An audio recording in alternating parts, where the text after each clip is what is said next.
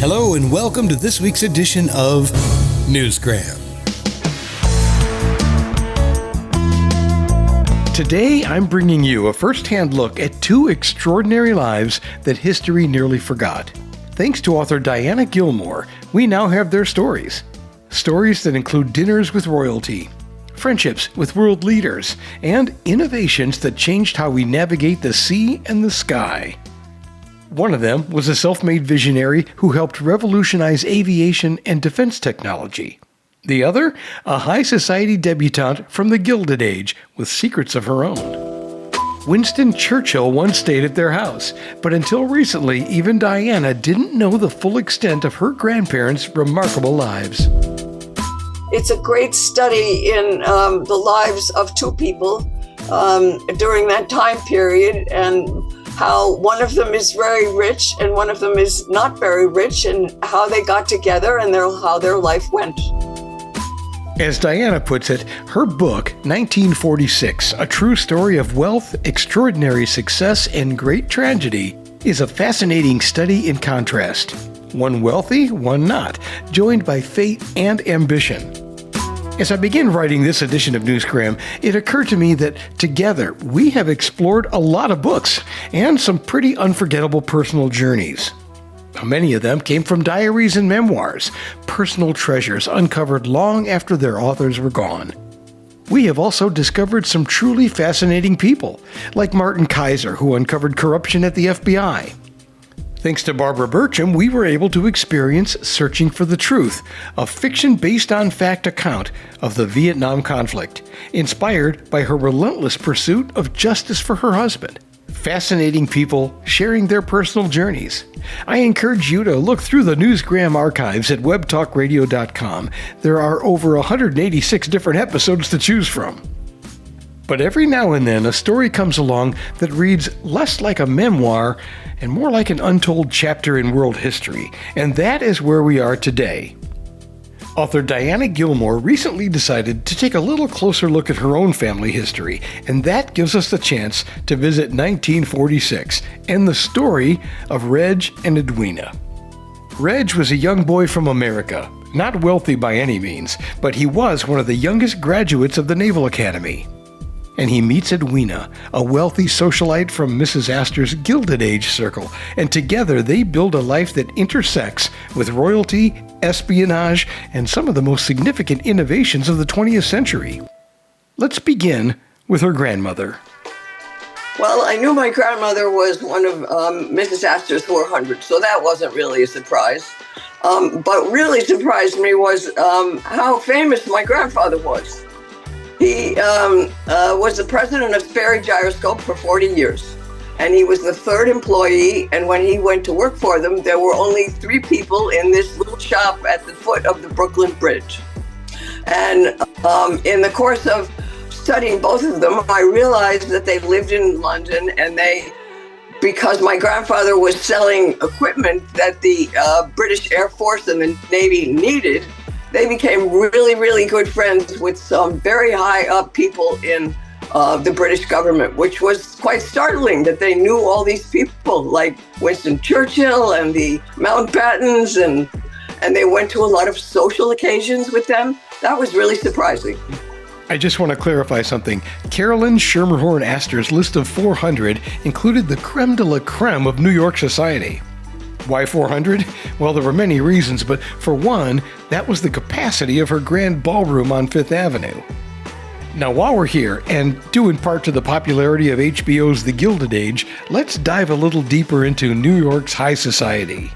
Yes, people seem to be very interested in that now. Apparently, how my grandparents got involved was they had a lot of money, and they had a lot of the proper behavior. Mrs. Astor thought that you could not be part of her social circle if you had ever done anything to embarrass your family. And so they adhered to those rules. My grandmother's father died in 1910, and they lived in Toledo, Ohio. And my grandmother's mother said, let's get away from Toledo because it's very unfortunate for us that he died here. I'm thinking of going to New York.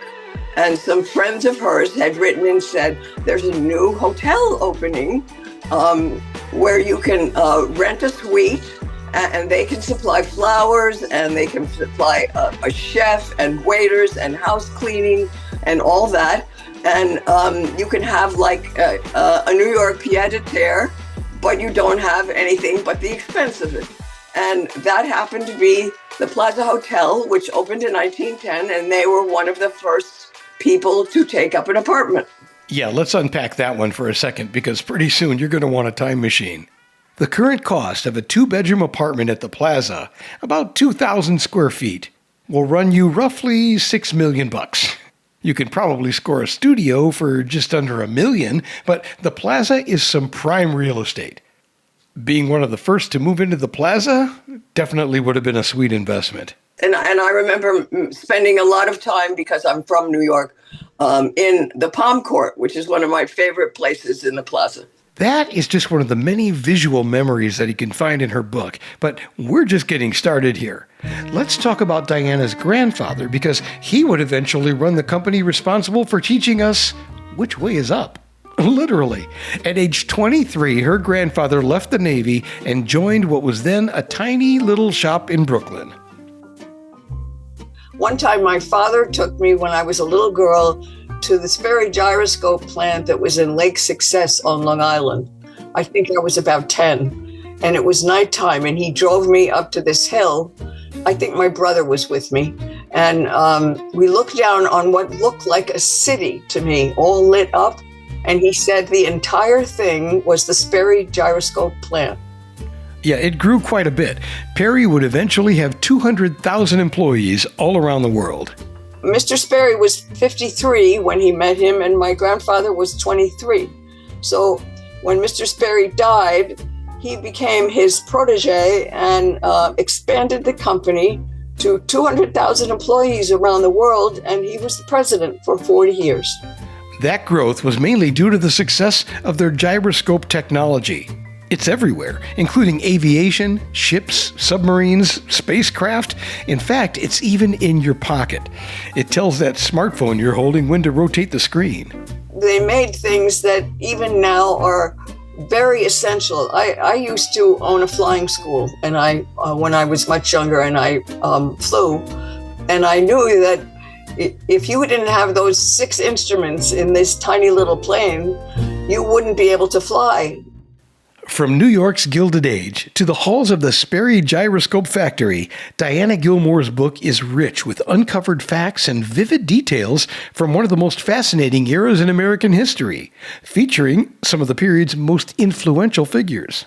And he became a great friend of Winston Churchill, because Winston Churchill was very interested in introducing planes into the armament of Britain, even though the rest of Parliament didn't think that was necessary. It was a very interesting bunch of things I found out about the people they knew. In fact, Churchill came to stay at our house. That was way before I was born, but that was an interesting thing. Check this out. See if you can find the thing that made me go, wait, what? They lived in New York for a while, and then they lived in London during the bombing. And that really added to the story greatly, because you saw the history of when New York subways were being built, the history of the war, and when they were spies. Yeah, that was it. She drops that little nugget on us and then follows up with another visual that puts you right there on a ship headed overseas. When my grandmother and grandfather went to Sherbrooke to spy for the U.S. government, my grandmother, her passport, she's all dolled up in a fancy hat and everything. So many cool things. She also tells a great story about what it was like to travel by ship back then. You had to give everyone your name and address just in case the ship were to go down. Some things change, some things don't change, but in a world where technology and privilege still shape power, 1946 reminds us that the roots of modern influence and their cost can run deeper than we often realize. But the story also has a lot of tragedies. Yeah, 1946 isn't just a tale of invention, high society, and diplomacy. It also uncovers some deep tragedy, including suicide, the emotional cost of ambition, and the reminder that money doesn't always buy happiness. I would like them to see the life of a debutante in New York. I would like them to see the life of a young man a poor man from Wisconsin who made a lot of money being the representative of Sperry Gyroscope and the president for 40 years. And then I would like them to see that tragedy befalls even rich people.